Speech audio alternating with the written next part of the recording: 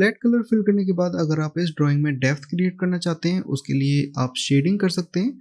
Shading के लिए Photoshop में डॉज और बर्न टूल दिए हुए हैं, जो कि टूल बार पर आपको यहाँ पर मिलेंगे। मैं इस पर राइट क्लिक करता हूँ। इसके अंदर टोटल 3 टूल दिए हुए हैं। पहला टूल है डॉज टूल, जो कि कलर को लाइट शेड की तरफ शिफ्ट करता है, और सेकंड टूल है बर्न टूल, जो कि डार्क कलर की तरफ शिफ्ट करता है। थर्ड टूल है स्पॉन्ज, ये कलर को सैचुरेट कर देता है। अगर आप इसका ज़्यादा यूज़ करते हैं तो कलर ग्रे स्केल की तरफ शिफ्ट हो जाएगी। सबसे पहले हम बर्न टूल यूज़ करते हैं। टूल का आइकन कुछ इस तरीके का आ रहा है, क्योंकि हमने कोई लेयर सेलेक्ट नहीं की हुई है। सबसे पहले हम चेक करते हैं कौन सा ग्रुप एक्सपेंड है। सबसे पहले मैं इस फिगर के अंदर शेडिंग करना चाहता हूँ, तो मैं इस ग्रुप को कोलैप्स करता हूँ और स्किन लेयर को सिलेक्ट करते हैं। टूल चूज़ करने के बाद सबसे पहले आपको यहाँ एक्सपोजर सेटिंग्स चेक करनी है। बाय डिफ़ॉल्ट यहाँ पर 50% होता है। इसको आप अपने हिसाब से कम कर सकते हैं। मैं 20% 25% के अराउंड यूज़ करता हूँ। एक्सपोजर की वैल्यू सेट करने के बाद आपको ब्रश की सेटिंग्स करनी है। इसके लिए राइट क्लिक करें और यहाँ से एक सॉफ्ट ब्रश चूज़ कर लें। ब्रश का साइज आप अपने हिसाब से चेंज कर सकते हैं। अब मैं ब्रश की एजेस का यूज़ करके शेडिंग करूँगा। देखिए इसकी एजेस डार्क होती जा रही हैं।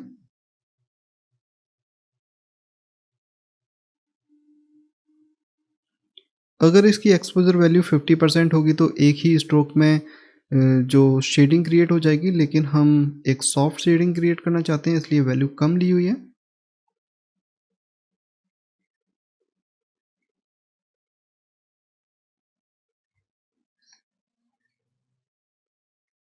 ब्रश का साइज़ थोड़ा कम करते हैं।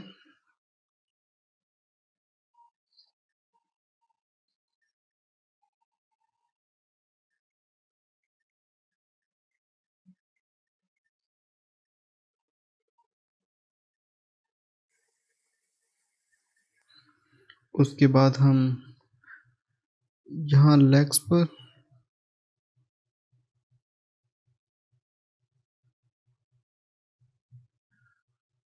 अब हम सेकंड फिगर पर चलते हैं और इसके अंदर स्किन लेयर को सेलेक्ट करके यहाँ पर भी साथ में ही शेडिंग कर देते हैं।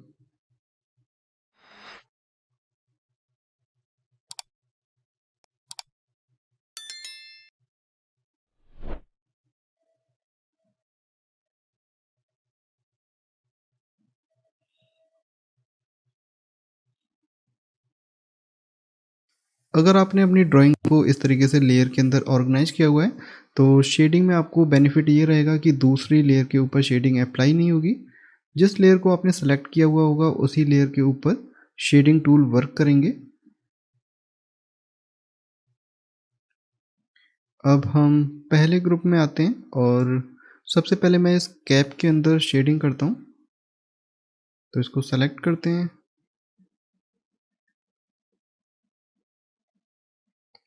बर्न टूल के यूज़ से यहाँ पर शैडो क्रिएट हो गई है, जिससे यहाँ पर एक डिस्टेंस शो हो रही है।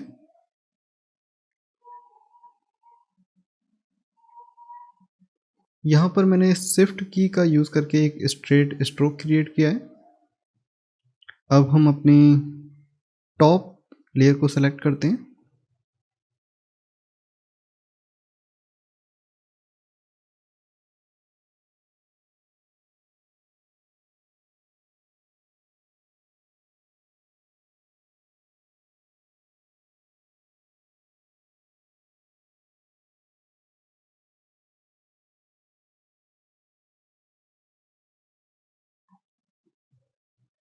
उसके बाद हम पेंट लेयर को सेलेक्ट करते हैं।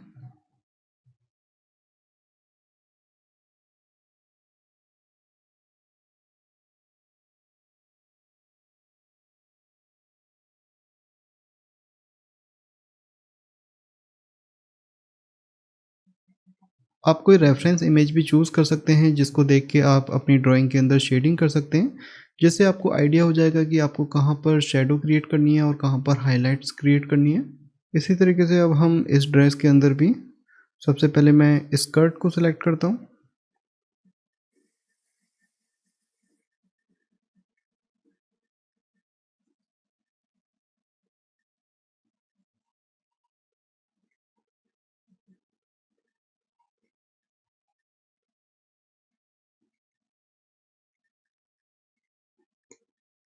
उसके बाद हम टॉप को सिलेक्ट करते हैं।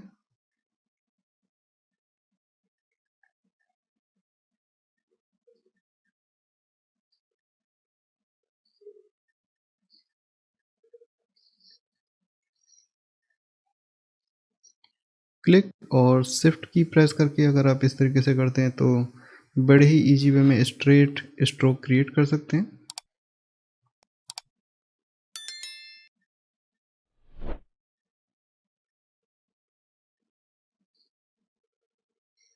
बर्न टूल यूज़ करने के बाद हम स्विच होते हैं डॉज टूल पर, जिससे कि हम हाइलाइट्स क्रिएट कर सकें कुछ इस तरीके से। इसकी आई थिंक एक्सपोजर वैल्यू काफ़ी ज़्यादा है, इसे हम कम करते हैं अराउंड 15%। और राइट क्लिक करके आप ब्रश की सॉफ्टनेस भी आप चेक कर सकते हैं कि सॉफ्ट ब्रश है या हार्ड ब्रश है। आई थिंक हमने यहाँ पर डेप्थ क्रिएट नहीं करी है, तो मैं वापस एक बार बर्न टूल चूज़ करता हूँ।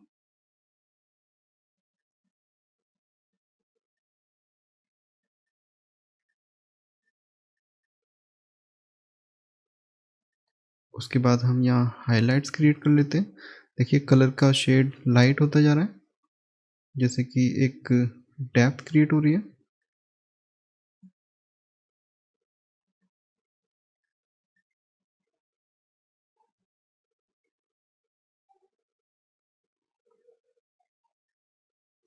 मैं शिफ्ट का यूज़ करके इस तरीके से क्लिक कर रहा हूँ। पहला क्लिक, शिफ्ट प्रेस, उसके बाद सेकंड क्लिक, जैसे कि स्ट्रेट स्ट्रोक जो है क्रिएट होता है।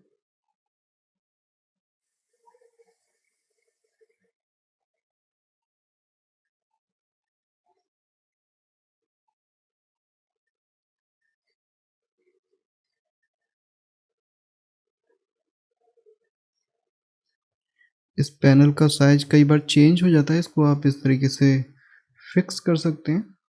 उसके बाद हम चलते हैं स्कर्ट पर।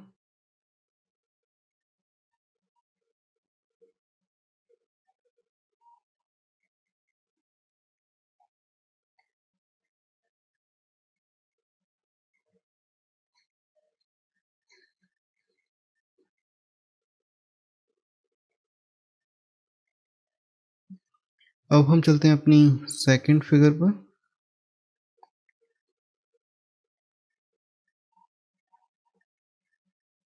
इस फिगर के अंदर हमने स्किन टोन फिल नहीं की है, तो ये आप कर सकते हैं बाद में।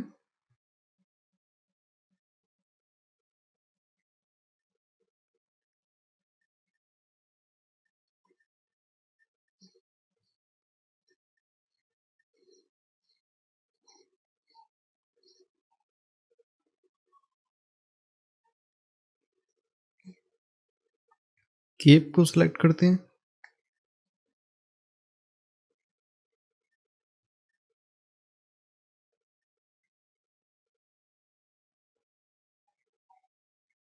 अब हम पेंट लेयर को सिलेक्ट करके यहाँ पर भी जो सेंटर एरिया है वहाँ पर हाइलाइट्स करते हैं।